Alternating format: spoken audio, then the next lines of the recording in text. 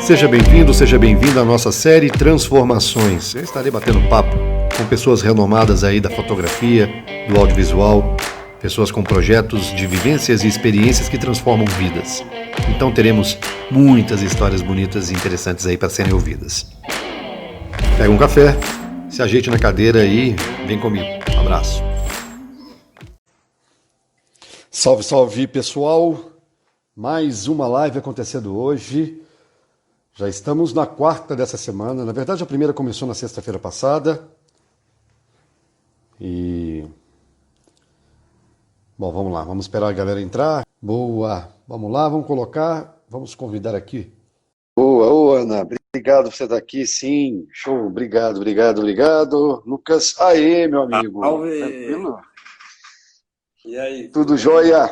Jóia, sim, Carla. Isso aí. Tô falando com o pessoal. Escrever sim, dizer se o som tá legal. É justamente também pelo Instagram, tá mostrando aí para mais pessoas, tanto da minha lista, agora da sua também, né? Pra gente participar conosco aí dessa live. Bom, Lucas, como em outras situações aqui nessas lives, é a primeira vez que a gente conversa. Não tem briefing, não tem nada. E eu falei com o pessoal, olha, vamos fazer um negócio bem solto. Então, com o Andrei já tinha conversado, mas com a Luísa foi a primeira vez, com o Danilo também foi a primeira vez e contigo a mesma coisa.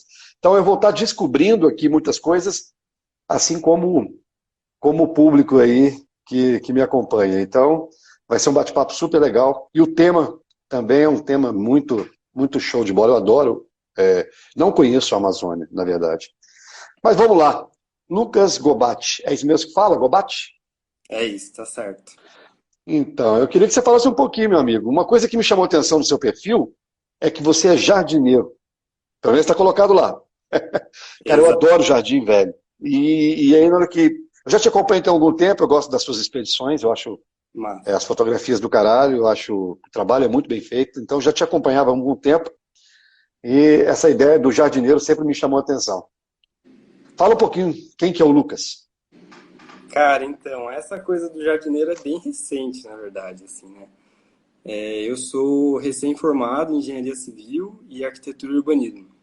Fiz uma dupla formação, aí fiquei 8 anos estudando na USP. E agora estou no meio do caminho, saindo da graduação, indo para o mestrado. Vou começar agora um mestrado em Infraestruturas Verdes. Meu objetivo de vida agora é transformar a cidade num lugar mais verde, dar mais espaço para as plantas entrarem. E tudo isso vem muito também dessa palavra que você falou aí, que são as vivências outdoor, né? Acho que essa é um elemento importante em todos nós aí, né? Em você e nas outras pessoas que fizeram as lives aí também, né? E através dessa vivência outdoor, né, que começou para mim com o montanhismo, foi através dela que eu comecei a ter mais contato com a natureza no geral, né? Que natureza é um conceito muito abrangente, né? Envolve muita coisa, né? Sim, sem dúvida. E depois disso, eu acabei me identificando muito com plantas e acabei abrindo uma empresa de jardinagem e infraestrutura urbana verde. Então a gente faz teto verde, faz jardins verticais, mas também, que são estruturas de engenharia, né? Mas também envolve as saídas a campo, então daí as expedições, e também envolve a fotografia de natureza, né? Porque não tem como você querer se inspirar na natureza sem documentar a natureza, para criar uma memória sobre a natureza, né? Então daí que vem, e então hoje em dia eu tô nessa, na fotografia de natureza, na jardinagem, e também entrando para o mestrado aí, sobre infraestruturas verdes. E nas expedições também, você falou das expedições como um dos pilares aí. Todas elas são em meios de vegetação. Parece que você tem uma expedição também no deserto. Deserto não, são montanhas de alto... No Atacama mesmo. No Atacama, isso mesmo. Que é a mistura exatamente. do Atacama com a Cordilheira dos Andes, né? A gente foi fazer Sim. algumas montanhas lá na Puna do Atacama. que é essa junção do deserto do Atacama com a Cordilheira dos Andes, e lá é uma região dos 6 milhas, que eles chamam, né? Que é uma região de montanhas altas, acima de 6.000. Sim. Os Andes não passam de 7.000, né? Depois disso é só Himalaia. Então é uma região que concentra alguns dos maiores picos dos Andes, né? A gente foi para lá, a gente fez uma expedição lá, 2 vezes na verdade. Uma que a gente deu o nome de 6x6, que a intenção era fazer 6 montanhas acima de 6.000 metros, em 13 dias, acho. Que foi bem ambicioso, a gente não conseguiu todas. E aí depois a gente voltou lá em 2018, acho, para tentar fazer a ascensão ao vulcão ativo mais alto do mundo, que é a segunda montanha mais alta dos Andes. Tudo isso faz parte da vida. Legal. Essa junção de experiência, essa junção de contato, né? Porque quando a gente vai para essas expedições, para essas jornadas, eu costumo chamar de jornada, Sim. a gente é colocado muito à prova, né? Os pensamentos, a estrutura física. E eu gosto de planejar muito antes, eu acredito que você também, porque se você teve uma ambição de fazer 6 montanhas acima de 6 metros em 13 dias, 6.000 metros em 13 dias, você deve ter planejado muito bem isso. Infelizmente não deu certo, mas então eu vejo que você é do planejamento, mas de qualquer forma a gente é muito posto à prova, porque tem muitas condições, interferências externas que acontecem ali e que a gente não está esperando. Nenhum planejamento ele supre todas as necessidades, né? Um dia de calor muito forte aí numa montanha né, grande inclinação e um distanciamento, no meu caso, como as cidades acabam dando apoio, e um distanciamento muito, você pode ficar sem água e passar né, um bom período aí de desidratando, né? Então você tem que pensar em várias coisas, né? Analisar variáveis, mas você não consegue ter controle da situação. E esse incontrolável, eu acho que move a gente, né? É saber que tudo pode acontecer. E quando acontece e a gente se depara aí com o inusitado, com o desafio em si, a gente ter que se virar, né? É uma coisa bem, bem legal. E é isso que me move e parece que é um vício mesmo, né? Porque a gente já pensa no próximo, cara. O seu próximo projeto, você foi paralisado aí pela pandemia também, você está igual eu. Mas conta um pouquinho, você vai sair de onde para onde, só para a gente entrar já no assunto da Amazônia. Legal. Não, só também fazendo um gancho aí com esse negócio que você falou das Sim, expedições. sim. Eu acho que no fim das contas, assim, quando a gente vai fazer algum grande movimento, né, para fora, né, alguma jornada como essa daí que você falou, eu acho que acho que o mais difícil da coisa é a própria mente nossa, né? Do que, assim, tem os fenômenos externos da natureza, né? Tem coisas que a gente não pode prever, mas um dos grandes desafios mesmo é a nossa própria cabeça nesses lugares, né? Tipo, você com as peregrinações aí também, né? De ficar muito tempo naquela coisa muito homogênea, né? Tanto aquele ritmo, né?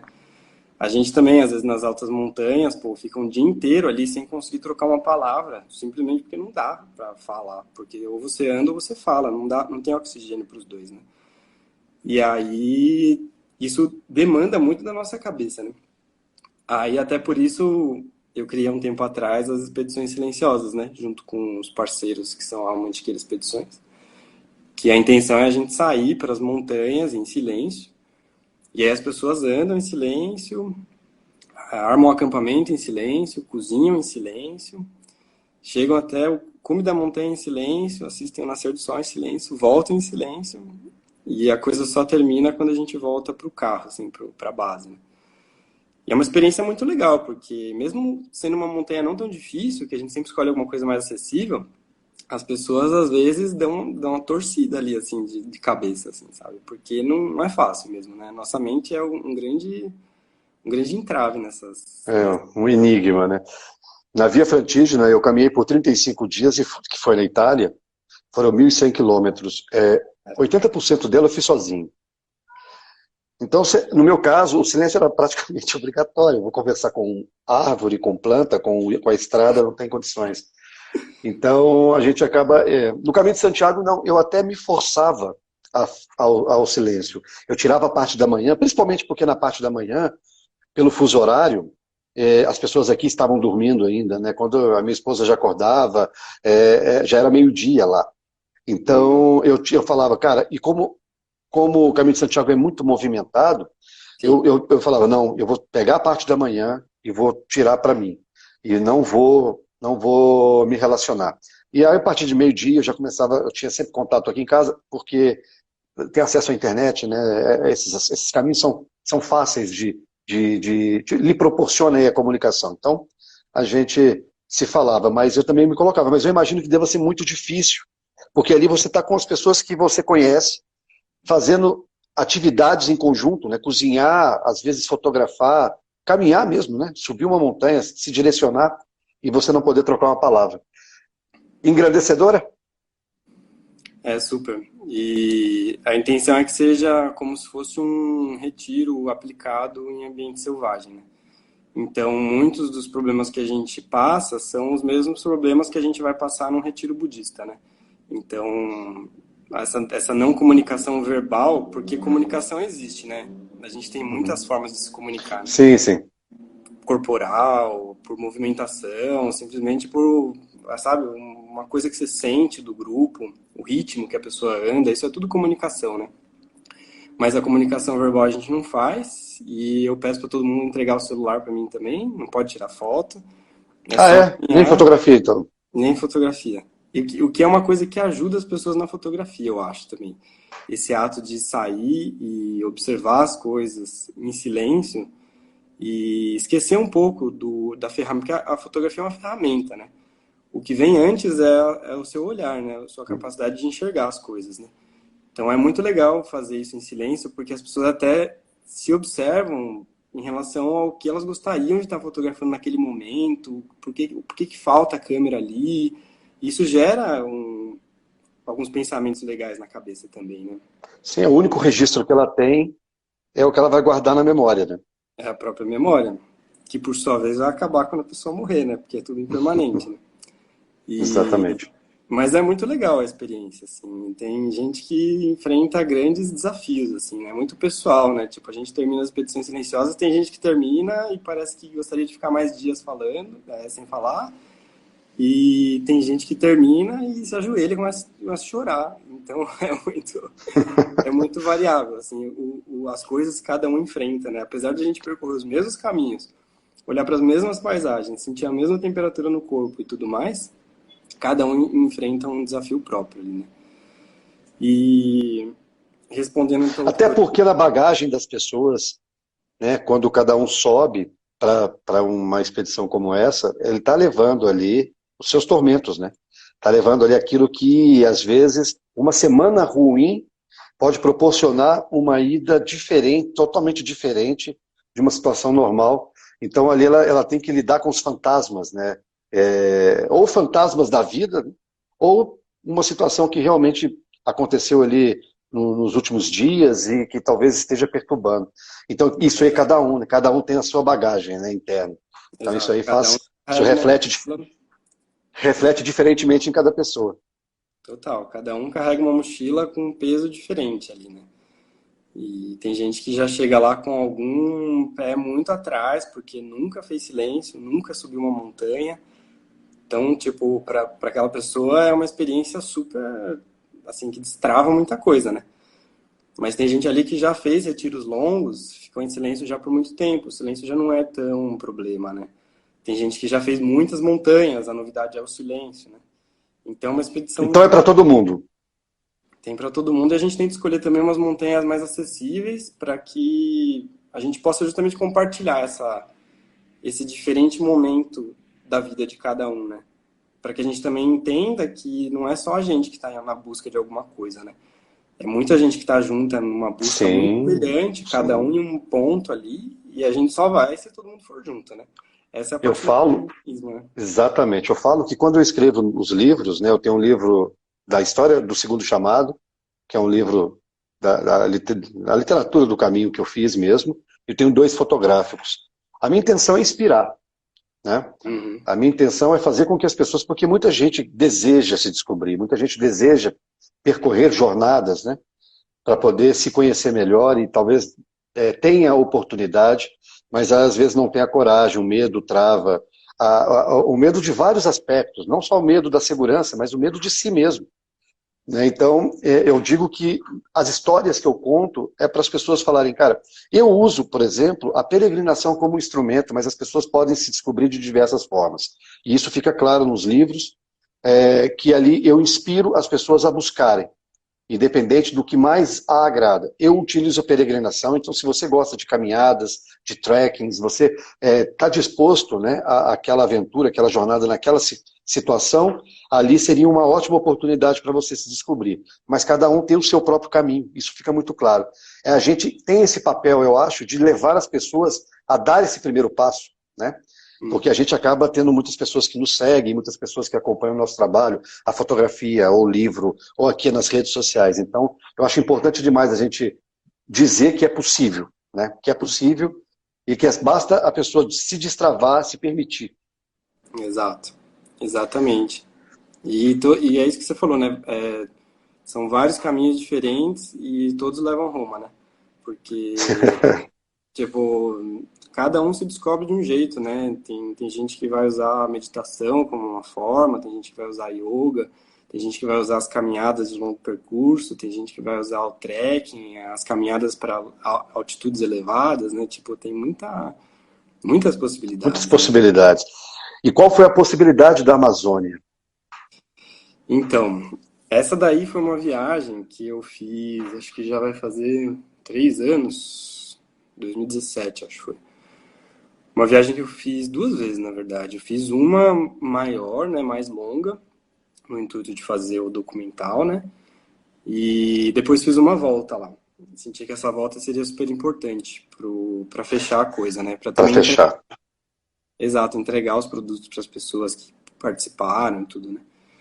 E na época eu lembro que eu tava começando com a fotografia, assim, tipo, tava no início da coisa. A fotografia é até recente para mim também. E me vi com julho livre nas férias da faculdade, falei, puta, vou pegar algum lugar legal que dê para eu fazer algum registro que tenha algum propósito, assim, né? Que não seja só o livre exercício de usar a câmera para registrar imagens a esmo, assim, né? Que também é super legal. Mas alguma coisa que tivesse algum intento, assim, um intuito, né? Uma fé. E aí comecei a chamar vários amigos e amigas para tomar um café para falar sobre experiências deles, né? Gente que eu admirava, que eu tinha visto que tinha feito alguma coisa legal, para tentar buscar essa inspiração, né? Tive pessoas que Uhum. foram assim para mim também, do mesmo jeito que você falou aí com os livros e com as coisas que a gente está fazendo Sim. agora, né? E aí eu sentei para conversar com uma amiga minha, a Amanda, uma colega assim que não era nem tão próxima, acabou virando próxima por causa da viagem, e ela tinha ido lá para a Amazônia, para o Marajó, fazer uma expedição junto com um grupo para levar um barco que ensinava informática, acho que era alguma coisa assim. E aí ela gostou tanto da primeira comunidade que ela parou, que é a comunidade Sagrada Família, que é onde eu fiquei, as pessoas que me receberam lá. Ela gostou tanto que ela se demitiu do trabalho que ela tinha e ela passou, acho que 4 ou 6 meses morando lá na comunidade. E aí eu mandei mensagem para ela, falei, ô Amanda, que lugar é esse aí que você foi, que tem tanta floresta, tanto açaí, tanta gente, esses rios aí, que lugar é esse, sabe? Aí ela falou, vamos tomar um café que a gente conversa, então. Aí ela me apresentou o lugar, os pensamentos, né? E eu falei, pô, eu queria muito fazer um projeto fotográfico em algum lugar. Você acha que lá eles receberiam, assim, de braços abertos, alguém que tivesse vontade de conhecer, né? Aí ela falou, eu acho super, porque eles são muito hospitaleiros, eles abrem a casa muito facilmente para as pessoas entrarem e olharem, e compartilhem um espaço, né? Aí mandei mensagem pro pessoal de lá no dia seguinte, e aí comprei o voo e no mês seguinte estava indo. E fui sozinho, né, para fazer essa Quantos viagem. dias? 30 e poucos dias, aí juntando com a outra deu uns 40 e pouco, coisa assim. E a parte de ter ido sozinho foi muito importante, assim, porque você se coloca nessa posição mais vulnerável até também, né? E por você estar numa posição mais vulnerável, de você estar sozinho, você não, você tá ali, você e sua mochila, né? Não tem com quem compartilhar os perrengues, né? Você assume todos, né? E aí você também está mais aberto a aprender, né? E está mais aberto a ser afetado pelo ambiente, né? Que Pelo você meio. foi visitar, pelo meio. E aí no final foi uma viagem assim que, óbvio, a gente cria muitas expectativas, né? Muitas preconcepções do que é essa coisa, né? Essa Amazônia, né? Tipo, que essa coisa que está no imaginário de todo mundo, né? Essa grande floresta, né? Que todo mundo vive do que colhe, do que planta, né? Mas você chega lá, não tem nada a ver com isso, né? A gente cria imagens na nossa cabeça, né? Muito do que a mídia traz pra gente, né? Muito do que a gente vê às vezes até nos próprios livros, né? De pessoas que vão para lá, mas ainda trazem uma perspectiva muito pitoresca do lugar, né? E aí foi muito desconstrutora, assim, a viagem, né? Foi muito legal chegar lá e olhar nos olhos das pessoas, como seria legal também, sei lá, ir para a Índia, ir para uma cidade no interior de São Paulo, olhar nos olhos das pessoas e ver outras realidades, né? Diferentes da nossa, de onde a gente cresceu, do que a gente conhece. Mas acho que, assim, tentando colocar um ponto, assim, que foi o mais marcante, que foi o que mais trouxe, né, alguma mudança, foi viver um exemplo de um modo de vida diferente do que eu vivia. Então a gente tem muitas ideias teóricas na cabeça, né, de tipo, viver próximo a uma floresta, né, viver em contato muito imediato com plantas, viver em contato muito imediato com um grande rio, viver numa casa de madeira palafetada em cima de um rio, né? A gente tem essas ideias e possibilidades, né? Mas se a gente não vive, né? Se a gente não faz essa praxis, né? A coisa não anda, porque você não tem essa escala, né? Você não tem essa inspiração, né? Para saber que aquilo é possível. Então, acho que essa foi o maior benefício, assim, de ter ido lá, vivido aquele modo de vida, né? Muito mais próximo aos fenômenos da natureza, né? E depois voltar para minha cidade, para São Paulo, né? E Cheio de interferências externas, né? São Paulo é um ambiente de interferências a todo momento, né? Então, eu imagino que deva ter sido um baque. O medo de ir e talvez o medo de voltar. e o O medo Danilo de falou como vão ontem, as coisas, né? exato, o Danilo falou ontem que depois de 50 mil quilômetros andando de bicicleta, ele falou, cara, como é que eu vou voltar, né? A vontade era até, o medo dele é assim, o que eu vou chegar lá e o que eu vou encontrar, né? Bem, você falou da jardinagem há pouco tempo, mas então ela se deu depois da Amazônia, ou não? Foi depois que ela se consolidou e a Amazônia teve um papel fundamental nisso daí, né? De observar essa relação das pessoas lá com as plantas, né? Isso é uma coisa legal até de conversar, né? Às vezes a gente usa muito esses termos, né? A natureza, né? Tipo, natureza é um termo muito genérico, né? Muito abrangente, que na minha concepção, na concepção do próprio budismo também, natureza são as leis que regem todas as coisas, né? Então tudo é natureza, né? Não tem nada que a gente consiga Exato. imaginar que não seja natureza. Da concepção indígena também, dos povos originários, é a mesma coisa, né? Então, a partir de lá, foi um momento muito legal para também diferenciar as coisas, né? Saber onde agir no mundo também, né?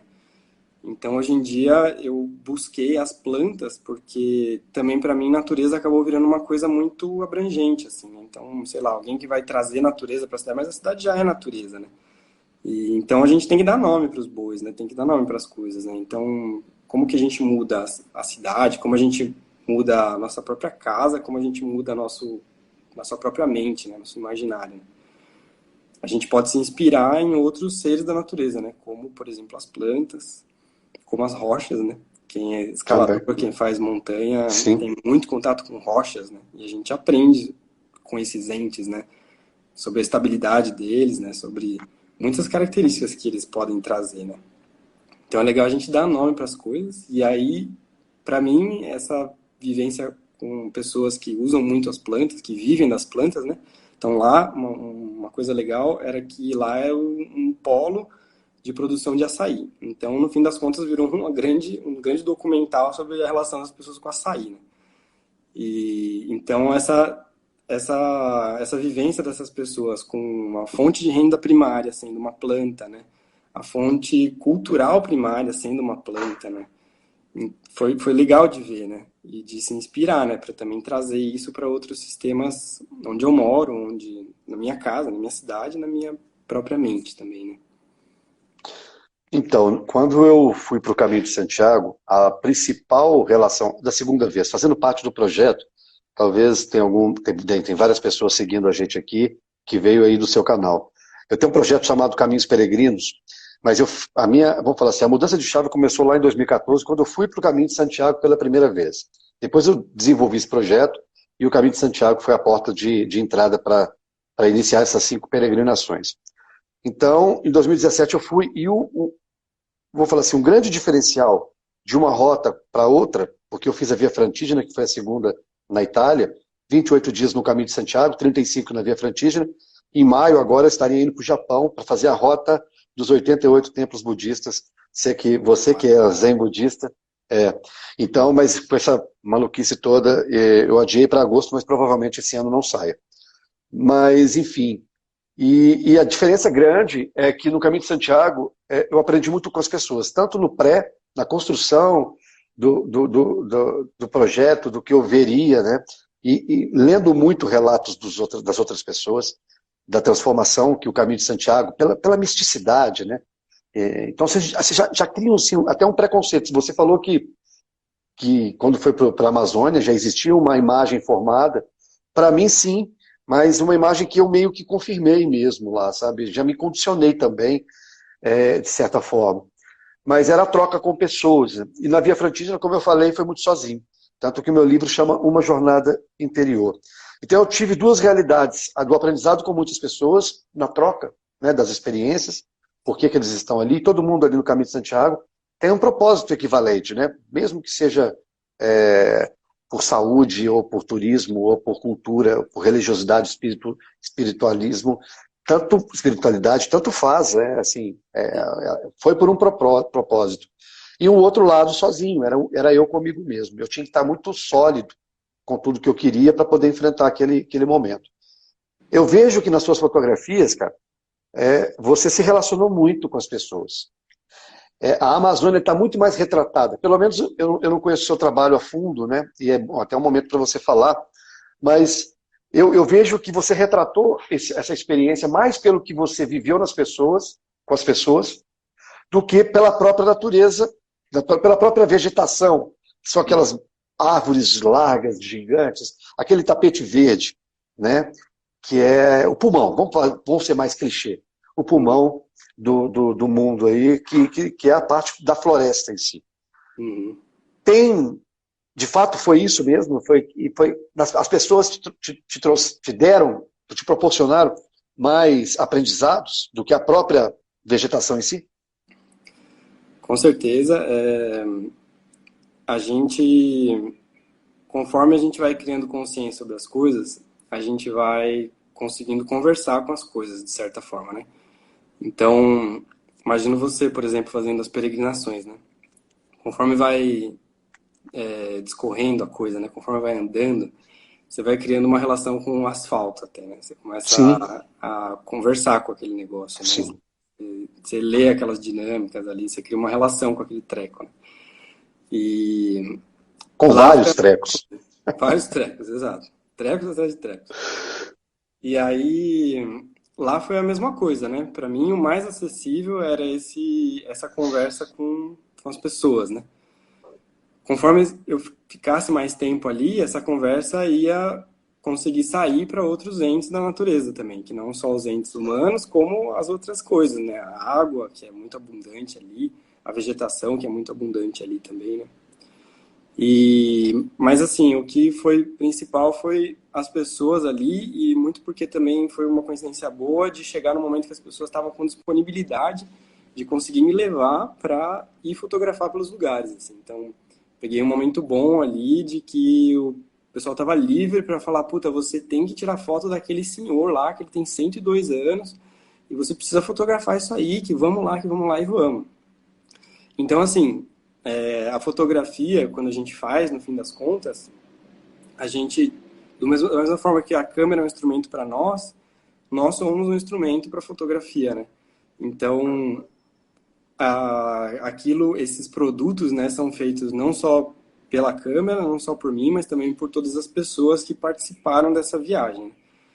E só pelo simples ato da pessoa estar fazendo uma atividade, te chamar para olhar aquela atividade, aí por acaso você tem uma câmera, você vai lá e tira foto dessa atividade, um lugar bonito que a pessoa vai lá e quer te mostrar, então todas as pessoas também participam dessas fotos, né? Então, no fim das contas, uma visão traduzida pelas pessoas, que foi traduzida para mim, escrita através da câmera, e a intenção é tentar também traduzir esse tempo de vida, esse lapso no tempo aí para outras pessoas que depois pudessem ver isso. A intenção era fazer um livro aí sobre essa viagem, que está amadurecendo na minha cabeça ainda, mas vai sair esse livro aí. Ah, com certeza. Já deu o primeiro passo que é ter ido, vivido. O resto agora é só construção. As pessoas se orgulham, então, se eles se orgulham, porque eles queriam te mostrar, te apresentar as pessoas, te apresentar os lugares, né? A trocar com você o modus operandi deles, vamos dizer assim. Exato. O que eles faziam, como se relacionavam. Sim, com certeza. Lá as pessoas gostam muito de morar ali. Para mim foi uma pergunta recorrente saber das pessoas o quanto elas gostam de estar ali, né?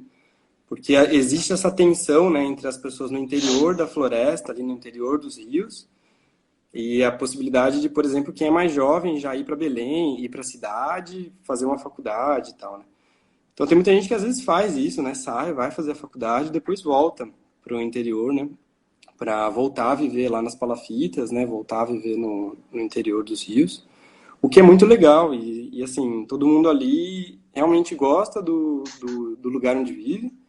Claro que é um lugar que está na fronteira do capital, né? Então está na fronteira da infraestrutura pública, né? Então as coisas não chegam direito, né? Lá não tinha eletricidade, agora parece que chegou luz elétrica, mas não tinha eletricidade, então o pessoal vivia no esquema do motor gerador lá, diesel, ligava no fim do dia para bater o açaí e assistir o Jornal Nacional, né? Então é um lugar bom, é um lugar lindo, a natureza é exuberante, as pessoas são muito hospitaleiras, as pessoas são boas, isso é muito legal também, né? Às vezes a gente vai para lugares Sim, que as pessoas não são tão assim, né? Mas acessíveis, né? carece de muita infraestrutura, né? Acessíveis, exato. Mas ainda carece de muita infraestrutura, né? Então, a intenção quando eu cheguei lá também acabou virando essa, né? Falei, pô, que legal, né? Se eu puder comunicar a existência desse lugar, né? Pode ser uma troca boa para todo mundo, né? Quem tá vivendo na cidade, sei lá, e vive tão distante de planta, de água, de recursos naturais, pode se inspirar nesse lugar para tentar imaginar outros mundos, né? E quem está nesses lugares que precisa de infraestrutura pública, precisa de atenção, né, política, de repente também pode se beneficiar desse material ganhando um pouco mais de visibilidade de fora, né? E a intenção no início foi essa, né? Na hora de tentar produzir as fotos, né? Tentar contar as histórias e futuramente também, quando sair o livro, a intenção vai ser bastante essa também, mas sempre caracterizando a coisa do ponto de vista de quem viajou, Local. né? Ah, não, o seu, e não Exato, local. exato. Sexta-feira passada eu conversei com o Andrei, e nas fotos dele, se você, o pessoal que depois quiser olhar no meu feed aí, vai ver que tem fotos de crianças, tanto no Tibete, quanto no Piauí. Ontem, passando um trecho do vídeo, do documentário do Danilo Perrotti, também tinha muitas crianças acompanhando as bicicletas, e eu vejo que nas suas fotos também tem. É, o grande responsável por essa minha busca, né, foi o meu filhote, que hoje está com 7 anos de idade. Mas o meu eu não tenho essa oportunidade, eu não tenho, nos dois caminhos, nas aventuras que eu faço, eu não tive essa proximidade com crianças. Eu fico vendo as fotos de vocês com aquela inocência, pegando o celular, ou olhando para um rio, ou brincando com a máquina fotográfica, sabe? Eu acho que isso deve ser uma emoção muito legal. Você tem filho ou não? Não, não Não, tenho. não. Mas de qualquer forma você captou isso nas suas fotos, que eu vi essa inocência, essa busca aí das crianças, né? Eu acho fantástico essa retratação. Super. Você curtiu de tá fazendo isso? Super. As crianças, elas são uma parte muito acessível do lugar que você vai, né? Qualquer lugar novo que você vai visitar, né? Você vai na casa vai, sei lá, uma festa na casa de alguém e tem criança naquela festa, é um lugar, são pessoas ali que não tem bloqueio, né? Elas vão brincar com você, vão te encher o saco, vão fazer tudo lá, né? E lá a mesma coisa, né? Então, quando eu me botei lá para ficar 30 dias, os adultos têm suas responsabilidades igual, né? E as crianças, às vezes, aí eu cheguei lá no período de férias, né? Julho, né? Então as crianças estavam ali, andando pela comunidade, Disponíveis. brincando, disponíveis, né? E querendo que eu tivesse disponível para elas também, né? Claro. E aí era muito divertido, porque tinha muita criança mesmo, assim, né? Então, toda vez que eu tirava uma foto, tinha que ganhar o aval de alguém ali que estava me olhando por perto, né? Então eu tirava a foto, alguma criança ali ouvia o clique, ela já falava, não, deixa eu ver, deixa eu ver, deixa eu ver, né? Eu queria ver já a foto, já. Aí eu virava, aí ela olhava a câmera e falava, não, tá bom. Eu Aquilo. tenho um primo que ele morou em Gurupá, é uma cidade muito pequenininha, e ele sempre me convidou para ir lá. E ele falava muito, sabe, ele ia para lá, se não me engano, não era pelo Pará, não, ele é pelo Amapá, Pode pelo ser. Amapá talvez.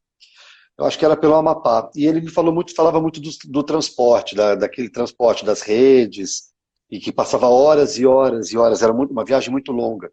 Tanto que ele vinha Sim. pouco aqui. E ele me convidava e eu ficava sempre de ir, sempre querendo ir. Muita vontade, eu não tive oportunidade. Depois ele se transferiu para outras cidades. Hoje ele está em Marabá. Mas é engraçado, porque me faz falta não ter ido. A cidade passava, o rio Amazonas passava nessa cidade que ele morava, então ele saía para fazer as pescas, né? E ele gosta disso. E é um lugar que, engraçado, ele mudou, para esse lugar, por exemplo, que ele sempre me detalhou, é, uma, é, uma, é um saudosismo sem ter ido. É engraçado essa sensação. Eu tenho a visão do que ele fala e eu não tenho mais a oportunidade. Quer dizer, não tenho, posso pegar e ir. Mas a Sim. facilidade da época era mais simples, né? O deslocamento e tudo.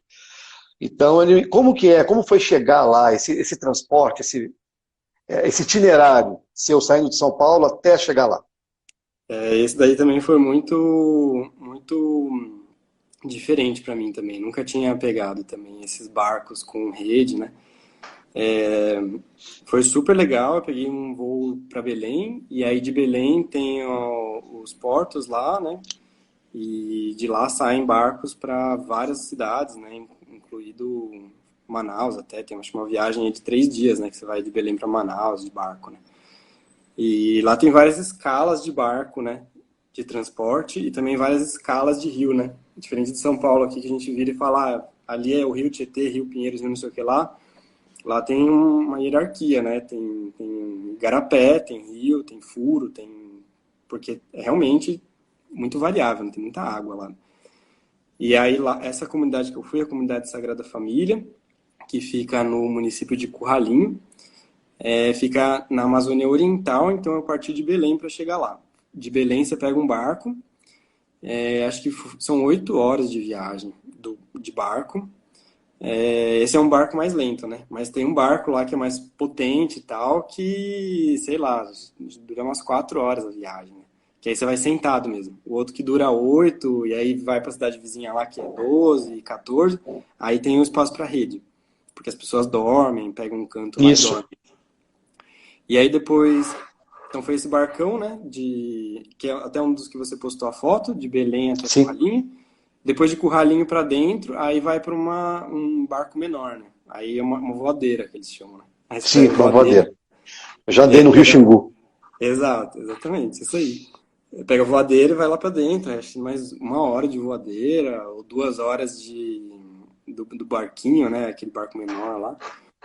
E aí você chega na comunidade. E lá é tudo. Não tem rua, né? É só rio. Então todos os transportes são aquáticos. E isso é muito legal porque também junta com a coisa da criança, né, que a gente estava falando, né? Não tem essa de ficar aprendendo a andar de bicicleta no interior, né? Você aprende a andar de casco, né? Você aprende a remar, né? E aí lá eu peguei um casco algumas vezes lá para tentar remar um pouco e me senti aquela criança que não sabia andar de bicicleta, né? Tive que Imagina. aprender, né? Tudo Ah, aquático. legal, legal, legal. O Danilo falou ontem que ele tem um projeto da Amazônia que é do remo por alguns rios ali da Amazônia. Ele saiu descendo, não sei, não lembro agora os dados exatos. Mas é legal isso. Eu lembro que quando eu fui para o Pará, eu peguei um transporte que é umas vans malucas, assim, umas vans lotadas assim, de gente. Tinha uma senhorinha do meu lado. Mas ela, assim, ela aparentava ser muito idosa, sabe? Uns 80 anos. Porque as pessoas também são castigadas com sol. Então a gente não tem idade, né, como, né, de definir a idade. Ela andava com uma caixa de papelão desse tamanho na mão, assim, e fazia barulho lá dentro, tipo papagaio. Cara, tinham três papagaios grandes ali. Eu disse, senhora do céu. Ou seja, uma coisa que pra gente é impensável. Eu estava carregando três ali para levar não sei para onde, cara. E tudo tumultuado dentro de uma caixinha fechada é uma realidade que a gente às vezes... E você está do meu lado, assim, conversando, achando aquilo a coisa mais natural do mundo. Ou seja, então, a gente está tão acostumado com algumas coisas, são os padrões, e até quando eu fui para o Atacama eu falei muito isso. A gente vê beleza porque é diferente do que a gente está acostumado, né? Então, mas você vai achar beleza num deserto? Vou. Porque eu acho beleza também nas montanhas, mas as montanhas estão ao meu acesso. A gente acaba, de certa forma, a se acostumando ali com aquilo, né? Não é legal, mas acaba acontecendo. E quando você está num ambiente de costumes diferentes, de vegetação diferente, de comportamento do povo também diferente, ali você acha tudo muito legal. Você acha muito... Se não for... Eu acho que até os comportamentos agressivos, eles são legais. Não, porque foge, assim, às vezes você está achando que a pessoa, né, o tipo dela reagir para alguma coisa, fica até interessante, porque você passa, olha, que diferente essa reação. Né? Jeito, né? Total. Muito diferente. Isso é uma coisa que é muito legal, né? Quando você sai dessa tua própria realidade, né? Você tem a oportunidade de até se ler um pouco melhor, né? Até, né? Sim. Que aí entra nessa palavra aí tão mística, né? Misteriosa, esse autodescobrimento, né? Que todo mundo busca, né? Mas quando você sai, né? Você vai para outro lugar, vai morar em outro país, vai visitar outro lugar, né? E você se deixa afetar por esse lugar, né? Você, tipo, deixa aquilo ser parte de você, né? Você também se conhece, né? Porque, como o budismo mesmo fala, né? Tudo deriva das mesmas leis, né? Dessa mesma natureza búdica, né? Então, tudo isso é uma manifestação do universo, né? É um universo em si mesmo, né? Outras pessoas são uma manifestação do universo. Nós somos uma manifestação do universo. Aquela paisagem é uma manifestação por si só, né? E isso faz a gente aprender sobre nós, né? Aquilo é um pedaço da gente, né? Aquilo somos nós manifestos de outra forma, né? E isso é muito legal, né? Então, podemos falar que a experiência da Amazônia, a Amazônia em si, ela te aproximou do budismo? Também. Acho que está tudo tão interconectado, né? Que porque as pessoas às vezes acham que as coisas são isoladas, né? Você, para se apaixonar por budismo, você tem que ir para um templo. É lógico que você tem que conhecer, né, da filosofia, porque tudo parte dela, né? O tipo de pensamento, a linha de pensamento. Mas, necessariamente, você não tem que ir para o Japão, né, para fazer a rota dos 88 templos budistas, simplesmente para se aproximar daquela filosofia budista, né, que prega, como você falou, que prega as leis naturais, né, e que ali na natureza, na Amazônia, elas estavam abundantes para você. Então, de certa forma, a Amazônia te conectou com algo que é totalmente diferente do que as pessoas relacionam ao Amazonas. Exato, com certeza. E também tem uma coisa que a monja que eu estudo fala, que tem muita gente que é budista e não sabe, né? Como tem muita gente que traz uma espiritualidade em si sem dar nome a ela, não precisa dar nome, né? Mas às vezes entende coisas que o budismo, outras linhas espirituais, a yoga ou qualquer outra coisa já fala há milênios, né? E aí são algumas coisinhas dessas que às vezes fazem a gente conseguir observar as coisas com mais profundidade, né? E associar as coisas, né? Então, associar o porquê da existência de toda aquela floresta, aquelas pessoas vivendo daquela forma, a essa natureza búdica, né? Que todo mundo tem dentro de si, né? E quando você vai lá e você tem essa escala humana, né? Das pessoas vivendo dessa forma, você enxerga isso em você, né? Porque você fala, eu também conseguiria viver dessa forma, né? Da mesma forma que alguém que viesse de lá para cá, morar no meu prédio aqui e olhar isso e falar, nossa, que diferente, mas beleza, eu acho que depois de uns meses eu acostumaria, também sou isso aqui, sabe? Isso é muito legal, né? Não, sem dúvida. Eu vou passar um pouquinho aqui para ver se tem alguém querendo Pode. comentar, porque de Meu, longe ali eu fala, fico. eu tô muito curioso para saber dessa tua rota aí dos templos budistas. Ela já é uma rota É uma existente? rota, sim. É a ilha de Shikoku. Shikoku significa quatro, é como se fosse quatro cidades, né? Tá. É uma ilha e ela é dividida em quatro províncias, assim. E essa rota é diferente das outras. As outras eu parto de um lugar com o objetivo final, que é ou Santiago de Compostela, no caso do Caminho de Santiago, ou o Vaticano, que foi no caso da Frantígena. Ela não, ela inicia e termina no mesmo ponto. Então vão Legal. ser 1.400 quilômetros. São 88 templos budistas e tem 20 outros templos. Eles chamam de 20 outros templos. Tem as definições, só que eu não estudei ainda, até Hum, porque todo o material que eu colhi até agora, não me aprofundei ainda, mas ele trata dos 88 templos, né? tá, Mas para fazer os 88 são 1.150 a 1.200 quilômetros, não, 1.200 quilômetros mais ou menos. tá. E acrescentar esses outros 20 gera mais 200 quilômetros, e aí eu resolvi fazer tudo. Eu quero ver, né, por que essa distinção, e quero fazer essa rota mais completa. E esse caminho é o maior do meu projeto. O próximo é, inclusive, a Marcha do Sol, na Índia.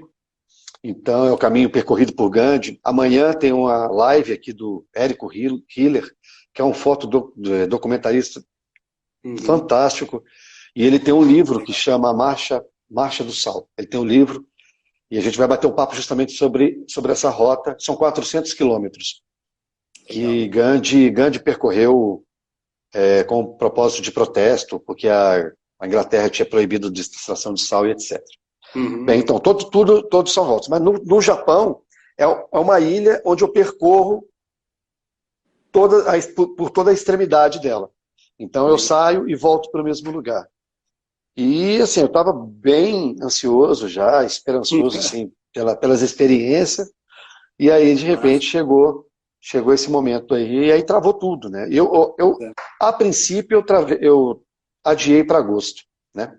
Uhum. Mas dificilmente vai sair em agosto. Por dois motivos. O próprio motivo da saúde, né, da pandemia em si, e Uhum. depois são os recursos, né, financeiros, que a captação vai ser mais difícil, porque o momento de crise financeira vai prejudicar essa busca também. É, Então, o pessoal deu uma travada, né, então para apoiar. para apoiar as pessoas, as empresas vão ficar com um pouco o pé no freio, né? Exato. Bom, gente, Legal. olha, quer fazer algum tipo de pergunta? Coloca aqui agora que eu vou rolar esse negocinho para cima aqui. Mas pode continuar, Pô, ô Lucas. não, eu ia perguntar. Você falou, eu vou perguntar já também, eu já Uhum. vou fazer pergunta aí junto com esse Pode pessoal. fazer. Ah, Eu também estou a fim de fazer uma pequena peregrinação, né? Vai ser minha primeira. Ó, começou a chover uhum. aqui. Que vai ser a Expedição Devagar, né? Depois eu queria até falar um pouco Ah, sobre legal. Pode falar. essa tua de 1.400 quilômetros. Você está imaginando fazer em quanto tempo? 70 dias? 42 a 45 dias. 45 dias. E aí você coloca na 42 a balança. 45, mas o que aconteceu? Só para te. Tá. A via Frantígena é uma via muito difícil em alguns trechos, tá? A altimetria é muito inclinada. E eu Tá. levo muita câmera, equipamento, são 18 quilos nas costas. E eu andei tem dia que eu andei 47 quilômetros. O Japão não é tão difícil quanto a via Frantígena, mas, querendo ou não, eu não quero andar essa quilometragem mais. Porque eu peguei um trajeto de 45 dias da via Frantígena e Hum. transformei em 35. Então, eu debulhei a via em termos de, de, de desafio físico, né? Eu andei muito, andei 42, 39, mas em compensação eu senti que faltou um pouco do outro lado, sabe? É. E me exigiu fisicamente mais do que me proveu experiências de contemplação, de envolvimento ali com o espaço. E no Japão não. Então no Japão eu vou um pouco mais slow mesmo. Legal. Já é slow a própria peregrinação em si, mas dessa vez eu quero andar no máximo 35. Eu não vou passar disso. 30, 35 É isso que eu quilômetros. queria saber, esse número diário, assim, mais ou menos, que você deixa na Depende conta. muito da altimetria, né? Depende muito da altimetria. Por exemplo, o caminho de Santiago, o primeiro dia nos Pirineus, você está frio, você ainda não está acostumado, E, e você sobe um desnível de 1.000 metros, é bem puxado, 28 quilômetros, é um dia. Então você não sabe, você gasta um dia para fazer menos de 30. Então você tem que estar sempre. O planejamento de quilômetros são três variáveis, né? É o que você aguenta, o que é de dificuldade de altimetria, né? E o que você tem de estrutura. Por exemplo, se você é muito pesado, se não está, se você tem apoio no caminho, se você não tem. Então, se você considera esses três fatores no seu planejamento, você consegue definir, olha, eu consigo andar 30, dá para andar 35. Eu acreditei que desse para andar do que eu realmente andei na Frontigena, mas me custou caro, entendeu? Sim. Então eu não quero cometer esse você erro. falou também, né? De começar mais frio, tal, fazer, sei lá, uns 25 no começo, aí vai para 30, aí Sim, você pode até fazer 30 no começo, mas desde que seja mais plano, né? Sim. Então, porque depois que você... Eu falo que até 20 quilômetros é muito rápido, é muito fácil. Né? Nós estamos falando do preparo, eu corro montanha, então eu tenho um preparo um pouco maior. Mas assim, mesmo pessoas que são sedentárias, que elas fazem uma preparação prévia, ela consegue andar 20 quilômetros. Agora, depois de 20, já começa a abalar. Né? Já com 23, já começa a ficar cansado. 30, acima de 30, a pessoa já fica desgastada. Entendeu? Então, eu aconselho sempre o Caminho de Santiago, por exemplo, pelas condições do terreno, de altimetria e tal, aconselho uma média aí de pessoas que não têm vamos falar assim, que são mais sedentárias, eu aconselho entre 22 a 25 quilômetros diários. E o calçado? Você usa um calçado só, você varia entre É um calçado só. Eu falei com a Luísa, que fez o Monte Roraima, a gente fez uma live na segunda-feira. Tem duas coisas que eu considero primordiais. É um bom calçado, mas o principal é a prudência. Né? É você respeitar o limite do seu corpo. Então, quando você não respeita o limite do seu corpo, você acaba ultrapassando esses limites e isso pode também te custar caro. Quase aconteceu comigo no Caminho de Santiago. Eu corro ultramaratona de 50, 60 quilômetros. Achei que caminhando 30 e poucos não teria problema. E as bolhas começaram a surgir no meu pé no quarto dia, eu simplesmente desconsiderei. Vai melhorar, isso aqui vai virar casca, vai virar casco, calo, e fui tocando, e de repente eu me vi numa situação das bolhas inflamadas, bolha de sangue, quase botou meu projeto a perder. Então você tem que ter prudência. E o calçado, eu uso bota, não uso tênis, e é uma bota só. Uma bota só, andei 1.100 quilômetros na Frontigena. A ideia é andar com um calçado só também, na do Japão, que são 1.400. Legal. Salomon ou não? Não, eu uso Marluvas, é inclusive uma parceira minha. É uma bota muito boa, aí não é jabá, eu tô dando meu depoimento mesmo, assim. É uma bota que encaixa muito bem no tornozelo, é uma bota muito macia, confortável, e tem fatores positivos, né? Sim. Então eu uso, e o custo dela também é excelente. Então Marluvas, dá uma olhada, porque é muito legal. Porque a Salomon, a The North Face são botas já consagradas no mercado, mas também tem um custo mais elevado, né? É caríssimo. E a Marluvas é perfeito. Para mim ela funcionou perfeitamente, e inclusive muitas pessoas que me seguem já compraram e já aprovaram. Muitas pessoas mesmo. Assim, nem tenho um número para te falar, vale, dezenas. É bom isso daí, né? Porque é aí que a gente consegue ver quais são os produtos bons mesmo, né? Sim. Porque quem tá usando mesmo, quem tá botando a prova, né? Nossa, olha só, nós já estamos com 55 minutos de live. Como é que passou rápido, cara? Passou rápido, porque o assunto não é que é isso. Aí passa rápido. O Instagram ele permite 1 hora. 59 minutos, se não me engano. Bom, vamos ver se tem alguma coisa aqui para a gente poder comentar das pessoas. Primeiro, eu queria ouvir de vocês a lembrança aqui mais forte de uma dessas viagens. Algo que tenha marcado você profundamente. Vamos lá, para você primeiro.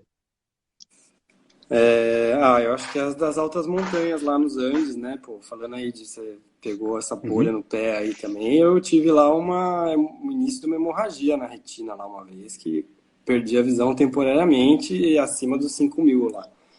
Mas estava já na fase de descer a montanha, então continuamos descendo, acampamos, e aí no dia seguinte melhorou. Mas é isso, né? Um ambiente muito desgastante, muito difícil, então rola algumas coisas. Rola. Eu tive hipotermia, na trilha Salcantay, no Peru, em 2009. Foi punk também, foi muito difícil. Mas uma experiência que me marcou muito foi no Caminho de Santiago, no Dia das Mães.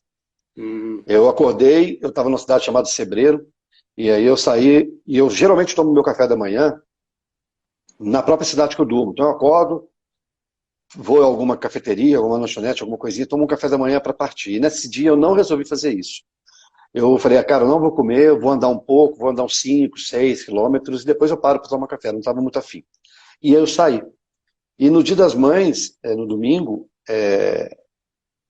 eu caminhei 6 quilômetros e vi uma lanchonete, um barzinho assim.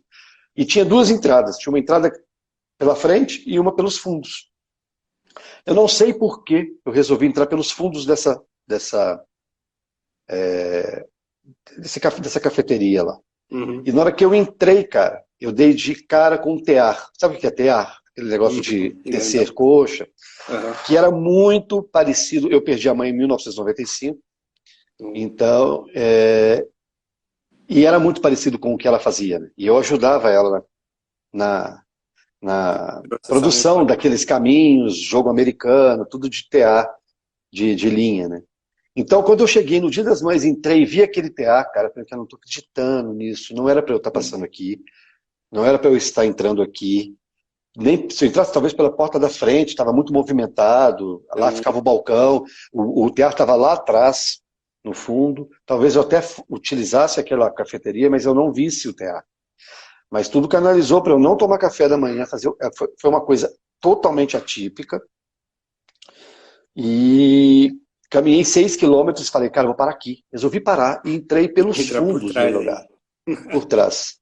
E aí foi a primeira coisa que eu vi, eu quase trombei com ele, assim, entendeu? Aí foi uma situação que marcou muito. Até hoje eu lembro, assim, até arrepia, né? Hoje eu vi uma frase do Murilo Gun que fala que o arrepio é o orgasmo da pele. Né? É verdade. Então, cara, é uma história que assim, mexeu muito comigo naquele dia. Então a gente tem histórias, a gente tem sinais, muitos sinais, e eles, nessas peregrinações a gente convive com eles. O que tem que acontecer é que você tem que estar aberto, com a mente, com o coração aberto, para recebê-los, entendê-los. Exato. Talvez você não entende no momento, você vai entender posterior, você vai falar, cara, eu passei por aquilo, aí você faz alguma conexão em outro momento, mas se você estiver fechado, você não absorve. Exato. Então você não cresce, né? Você só cresce quando você está aberto. Há mudanças, as energias, né? É isso. É o que é bom e o que é ruim, né? Que na hora, às vezes, a gente julga como bom ou ruim, mas que simplesmente é, né? E depois a gente vai entender o que é aquilo, né? O que foi. Exatamente. Pô, Lucas, eu acho que a gente está com 59 minutos, deve acabar a qualquer momento. Despede da turma, manda um abraço aí. Muito grato. Eu agradeço demais o seu convite, aceitar o meu convite, cara, para fazer essa live. Eu já te acompanhava e falei, cara, vou chamar esse cara aqui para fazer live comigo também. A história dele é bacana e adorei te conhecer um pouco mais. Eu espero que todo mundo tenha gostado também. Também gostei muito, agradeço demais. Aí espero que a gente possa fazer outras depois aí. Sem dúvida. Vai bater perna junto aí também. Não, beleza, depois eu vou te passar meu zap ali. A gente conversou muito pelo Instagram, vou te passar meu zap. E a gente toca essa figurinha também pelo WhatsApp, tá bom? Tchau. Gente, valeu. Muitíssimo obrigado aí quem seguiu a gente, quem acompanhou a gente até agora. Espero aí que vocês tenham gostado. O papo foi super jóia, né, Lucas? E então quem está no gratidão, obrigado aí, uma mochila nada mais. A Ana que comentou que quer caminhar quando passar essa quarentena que eu vi.